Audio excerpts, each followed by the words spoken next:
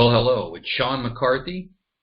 Once again, another session by which we can all work together to make our businesses better, more profitable, and for you to live more fulfilled and happier lives.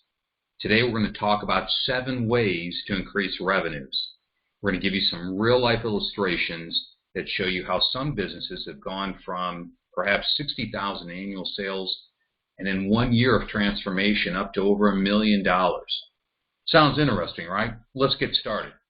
So I have here, and if you're interested at the end, I'll give you the opportunity to reach out to me and get this particular document by which you can build your own plan to increase your revenues in the next 30, 60, 90 days and to perhaps double your income in a short period of time. So 7 ways to increase revenues. What are they?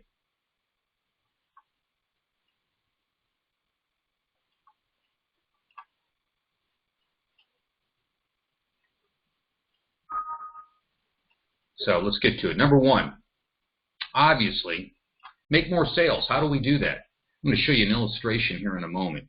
Number 1 is, got to have more prospects. How can we do that? There are over 100 tactics that I can share with you by which you can increase by magnitudes the number of prospects that enter into your sales funnel. Sales funnel is that vertical shape. Now let me just draw it out here for you. Your sales funnel looks like this.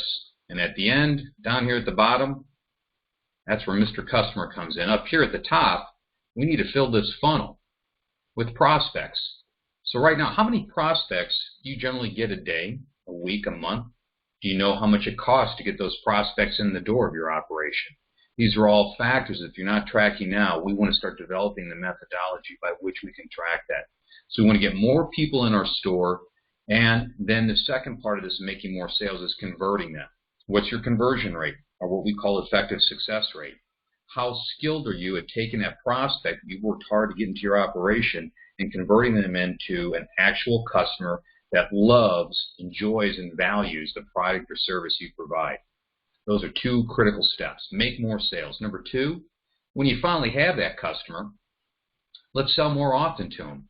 There's a story that we have in this reading. We talk about the candle manufacturer. You can see it there below, where this person sold perhaps once, maybe twice a year for religious holidays. We started exploring, and she was a very successful operator. We started exploring ways by which she could sell more often that same person. How about holidays, special events, birthdays, anniversaries? Were there other opportunities by which that special candle arrangement, and you're going to see here in 3 and 4, she was able to offer other aligned products and services that accentuated that candle that she was selling, a simple candle. So she was selling more often, not just around Christmas or Thanksgiving, but around the year for special events. So sell more often. How might that apply to your particular business? Sell something else. And I mentioned with the candles, but let's think about it. Sell something else. I have a customer who has a flooring store, calls himself Flooring and Interiors. Well, why isn't he also selling window coverings? Why not granite countertops, cabinetry? Are there other opportunities for this individual when you work hard to get Mr. Customer in that your product or service is aligned or complementary to other products and services? Think about clothing stores. How about ladies who go in and buy accessories?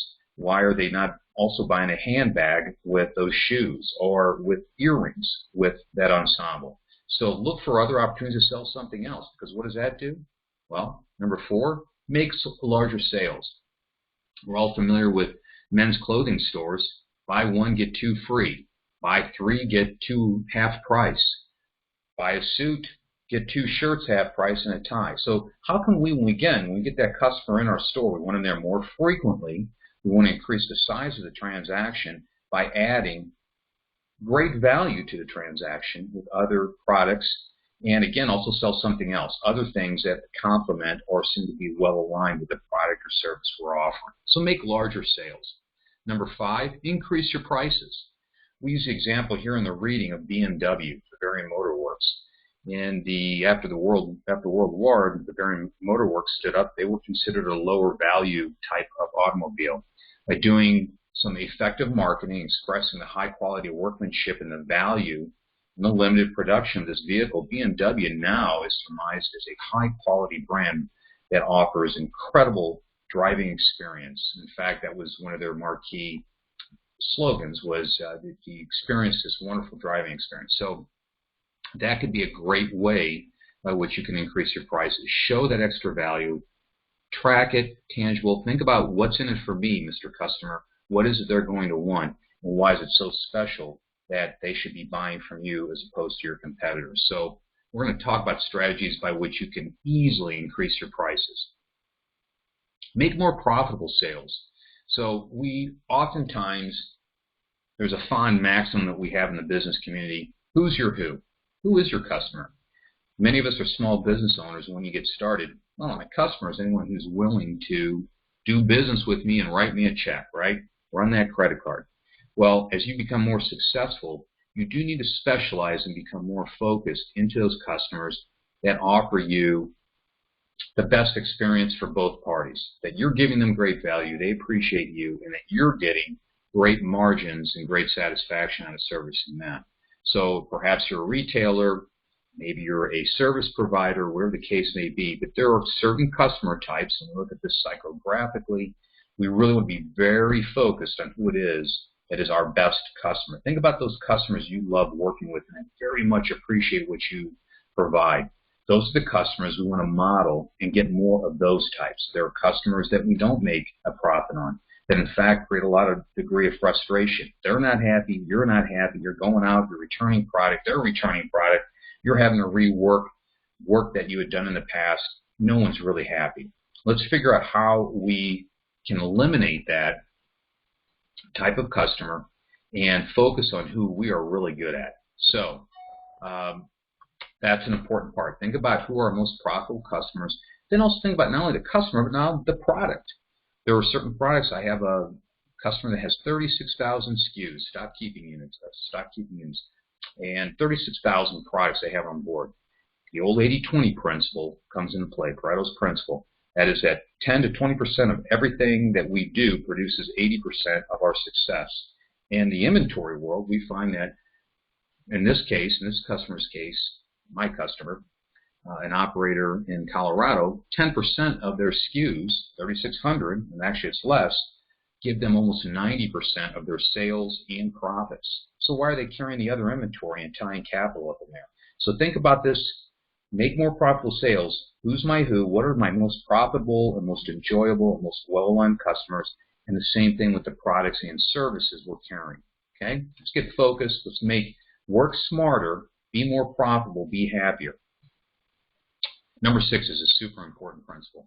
So the last one, and then we're going to get into some real life examples. And if you're following along, please be prepared to take notes, and I will give you the Way to Wealth worksheet and be available to help you develop your own plan off of this important insight. But reduce your selling costs. Some people have associates, they're paying commissions. You'll see here in the reading marketing collaterals, brochures, catalogs, independent distributors, strategic allies, things of this nature. Your cost of goods. Are there opportunities for you to get raw materials or products that you're selling at lower prices if you buy at certain times or in certain quantities? So we will talk about all of that and how we can reduce our cost of goods, how we can reduce our overhead, and effectively market to the ideal who, the ideal customer, with the ideal products and services by which we can reduce our selling costs. So, sound interesting? Good. Let's get to some real life examples. So, I think we can all relate to this if you're following along, the 3 frustrations of business owners. We just started 7 ways to increase your revenues. We want more customers, we want more revenue. In number 6 and 7, we talked about getting more profit.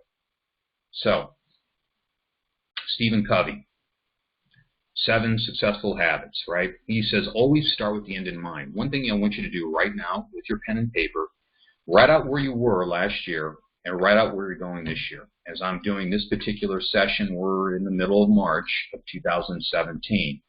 What did you do in your business revenue-wise in all of 2016? Where are you at so far as we near the end of the first quarter in 2017? And what is your goal? What's the ideal? A goal should be something that stretches you, but it's also realistic. So if you did $750,000 last year, is it reasonable to shoot for $1 million in revenues. When we talk about incremental improvements, if you can improve 1% in all the categories I'm going to show you here in a second, dealing with the 7 ways to increase revenues, we're going to dig deep into 4 critical levers in your business that can incrementally, if done well, 1% improvements every month, compounded throughout the year, you'll find can literally almost double your revenues and profits by the end of the year. And it's not too late to start. So what is our goal for this year? And then let's back that in. If we want to get to $1 million, that means we need to have X amount per month. In this case, over almost $84,000 a month in sales. Well, how do we do that? How many customers will that be? How many prospects need to come in the door at our current conversion rate? And what's our sales amount per transaction? And how many times will Mr. Customer come back and engage with us in a commercial transaction? So start with the end in mind, and that's going to allow us, as you'll see here, with our next steps, to build a formula. So customers, how many? That's formula number 1. Revenue, how much? How do we get there? And the third formula is our profit. And what does it look like? I'm going to give you an illustration. We're going to get to this formula here. This is an illustration. This is done off a financial planning company that we did business with a couple years ago. They would get 180 leads a year. And they said, Sean, we'd like to see, we don't think we can always get 1% improvement, but if we did that, compounded, it's roughly about an 18% improvement. Let's cut that in half, round it up, and let's call it a 10% improvement a year. What would that look like? So if you had 180 leads, if you follow me here, and we did a 10% improvement, let's get 198 prospects. We're at a conversion rate of 20%. I think we can do it, almost 1% improvement a month. If we do some tactics to be better, get a better who, focus on better prospects, become a little better in our customer engagement, our expression of value, we can go up to 22%. So you can see in this example, that means previously they would have 36 customers at their current, what they did last year, operational tactics. We could take them up to 44 customers. Wonderful. We just improved the number of customers. Even if we stopped right there, we're going to have more success, more revenues, and more profits. But we can do better. So then we go to average sales. So per transaction, this firm was doing $12,000 per transaction, 10% improvement. How can we increase either through prices, sell more well, we'll get to that next. Sell more items, increase our prices. We could take it up by 10% over the course of a year to $13,200 per transaction. Sales per period. In this example, if we had 10 customers, maybe only one of them will do more than 2. They might do 3 transactions with us a year. But overall, that's 2.2 sales per period, in this case a year, versus 2. You can see what that does. 864 was last year. We took it up to almost 1.3. So the other pieces, here again we have our revenues.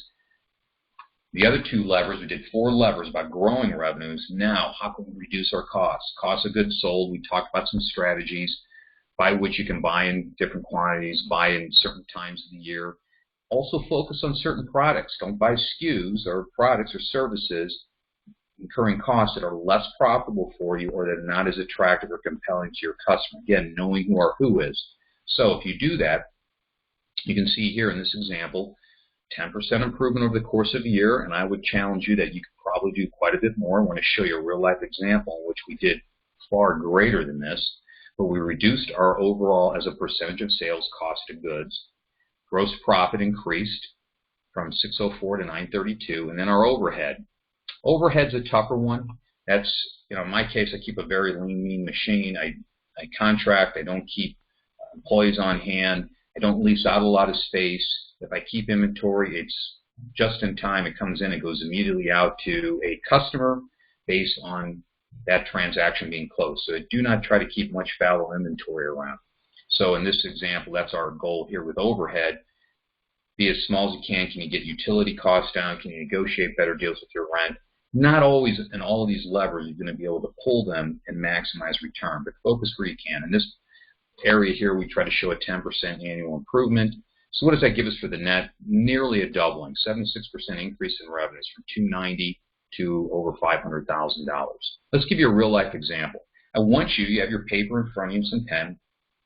Off of the example I gave you the 6 levers. We talked about the 7 ways to increase revenues, right? Make more sales, raise your prices, have a higher frequency of transactions, not just once a month in this food truck example we're going to give. Think about it. They had 50 sales per day. The average sale was $5, and they were only open 240 days a year. Right off of that, again, make more profitable sales, larger sales, sell more things, sell more often, raise your prices, have more customers, and reduce your expenses to sell.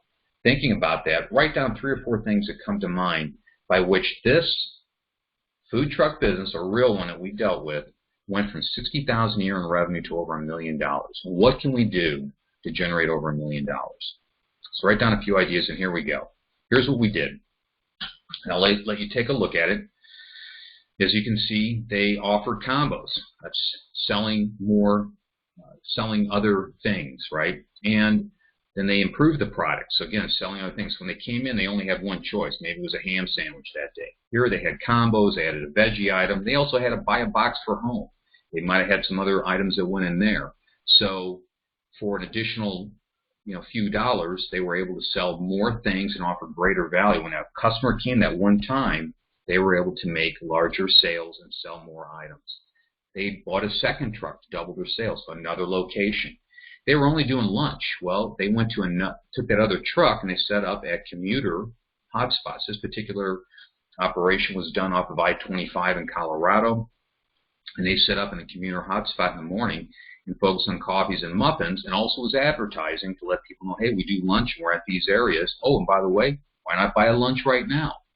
So the third truck gave them increased visibility, as you can see. They did sporting events. There's a local university, a junior college, and there are several high schools for this particular food truck. So they started doing sporting events. So they wouldn't, in the past, would have set up for lunch and been done.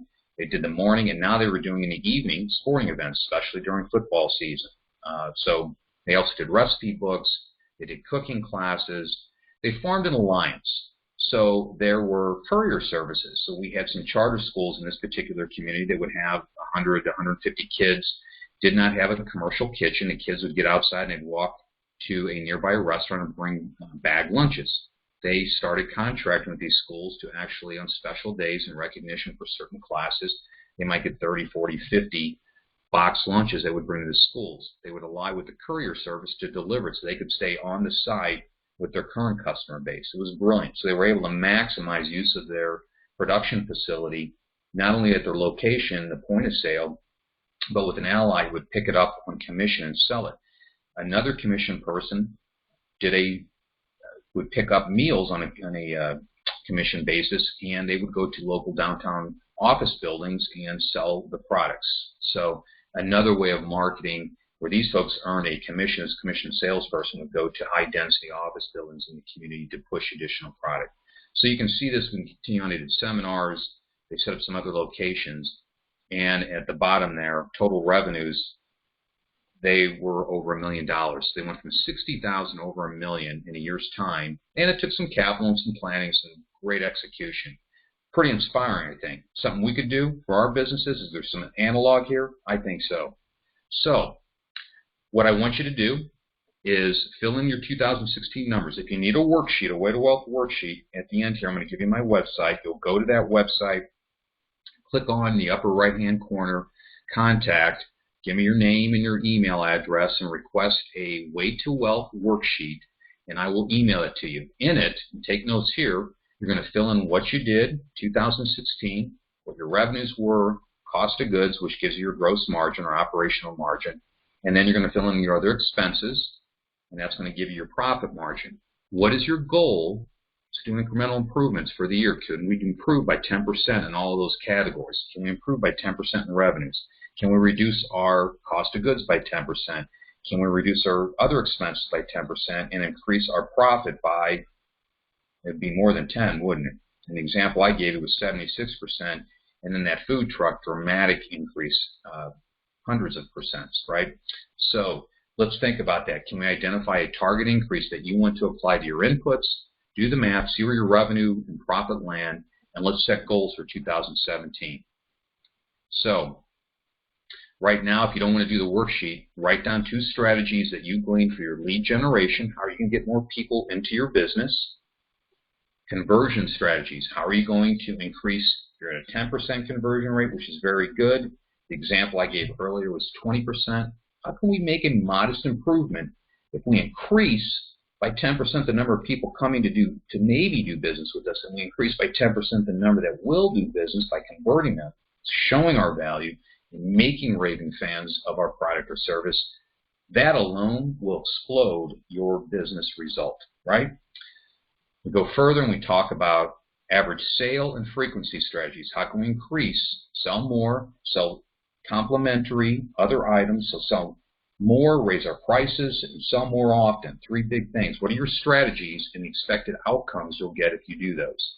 So let's go to kind of a wrap here. We're going to go to the website, and here you have it. You see it up here, SeanMcCarthy.com, and right up here on the right, hit contact. Click on that, and when you do, you're going to go to my screen. It allows you to send me a message. There it is. Put in your name, your email, tell me what you're interested in. But remember, Way to Wealth worksheet. Then, if you loved what you saw here and you want to see more, let me know. What should I stop doing? What should I start doing? What do I need to do more of in these sessions, less of? Rate me on a scale of 1 to 10. I always shoot for 11s. My wife loves that stuff. So tell me how well I did. And if you ask for the worksheet, I'll send that. And if you want to do some one-on-one coaching, click it on top. Because you attended this session, I'd love to sit down and help you develop your Way to Wealth worksheet to make your business explode in 2017 and beyond. And perhaps we start working together. We can give you some additional workshops, trainings, and a free book that I think will be an enormous help to you as you start managing your time better as a successful business owner. It's been a pleasure to work with you today, and I look forward to seeing you in the future. Continued success. For now, McCarthy out.